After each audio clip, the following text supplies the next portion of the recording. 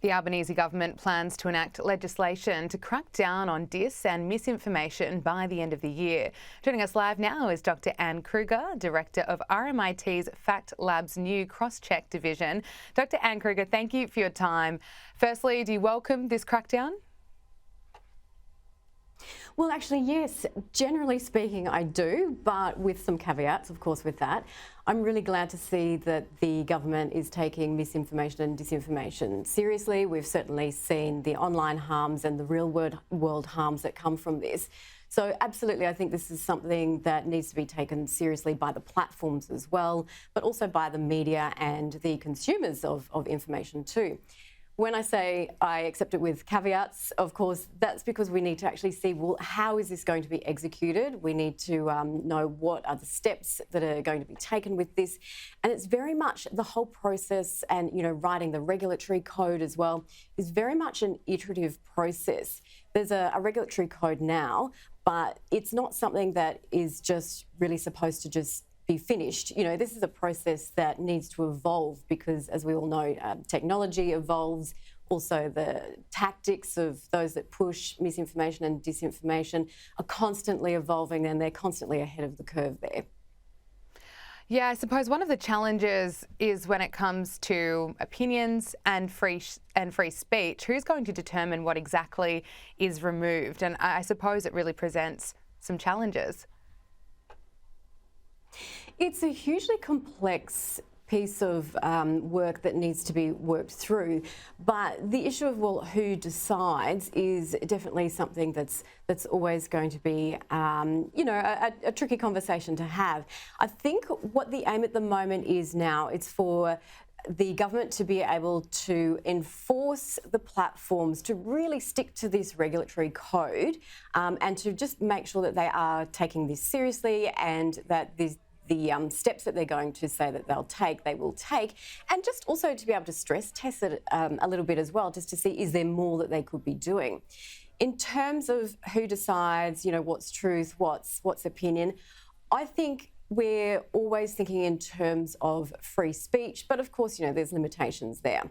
I think we don't want to be saying that we no longer want opinion, but I do think what we need is to show, well, what is quality information, and let's push that out further. I'd love to see a lot more quality information being pushed throughout the whole news and media ecosystem. And once you know what the information is, it's great to then look at opinion pieces, look at opinion programs, and that can help you sort of, make your mind up about particular issues. But you need to know, and I think this is something that needs to be made a bit more clear, you actually need to know, well, what is news, what's infotainment, entertainment, what's opinion, and I think we've lost that initially. Now, I think with the regulatory code at the moment, that gave, it encouraged the platforms to do a lot more when it came to third-party fact-checking. So you've got fact-checkers that will fact-check information. There will be labels that will be put on information. They might decide to reduce the spread rather than just remove it straight away. There's a whole lot of different steps that are taken there. But I think, as I said earlier, this is an iterative process, and I think the fact that this is on the table and being taken so seriously gives us the chance to look back regularly at these steps and these measures that are being taken and say, right, well, are we happy with how these are being dealt with? Do we agree with this? And keep that conversation flowing. When it comes to fact-checking, are there certain topics that companies will be really focusing on, do you expect?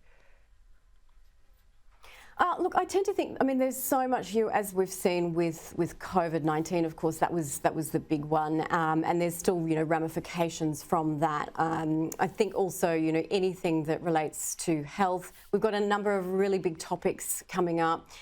We just had the election, recently, and these are sort of, natural areas that, are big topics because they're in the public domain. Everyone's eyes are on certain issues. And that's also an opportunity, though, for what we call agents of disinformation to take advantage of that, because when there's all eyes on a particular topic or an issue, that's a great opportunity for people to sort of, spread their own agendas, and their agendas can be, anything that's their own political gain or financial gain. Are there certain platforms that are more dangerous than others? Well, that's a really good question. And as far as the signatories to the regulatory code that we have on misinformation and disinformation, you've got your main kind of platforms there. You know, your Googles, your Facebook, Twitter, TikTok, Microsoft, and Apple, and so on. But you don't have some of the closed chat apps. You know, there are other outlets. For example, if someone gets pushed off Facebook, it's quite easy for them to go to Telegram. And they're not as regulated. They haven't signed up. So this is the question, I think, also for the government to consider. Well, how else are people getting their information? And I understand, you know, people want encrypted you know, areas to chat with as well. But I think there are potentially some steps that we can take, looking at the platforms, you know, building in certain designs, but also with regulation of those other different platforms that haven't signed up to this code. What do we do about that? You know, should we be forcing them to sign up if they're in our jurisdiction, if they're, you know, available here in Australia? Dr. Anne Kruger, we have to leave it there. Thanks so much for your time. My pleasure.